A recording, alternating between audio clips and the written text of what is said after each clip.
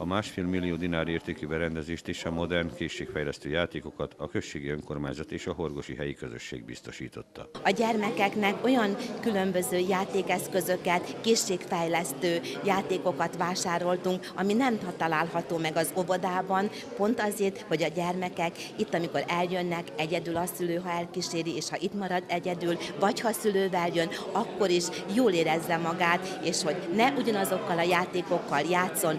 A napi foglalkozások mellett szülinapokat, szülői értekezleteket, gyermektorna foglalkozásokat is tarthatnak majd a teremben. Különböző programok vannak előrelátva, például a gyermektorna, különböző készségfejlesztő foglalkozások, zenei aktivitások, szakembereket szeretnénk elhívni, hogy ha gond van a szülőnek a gyermekkel, ha beszédkészséggel, a logopédus, ha pszichológiai, akkor a pszichológus, és ezt mind itt a játszóházban meg tudjuk oldani.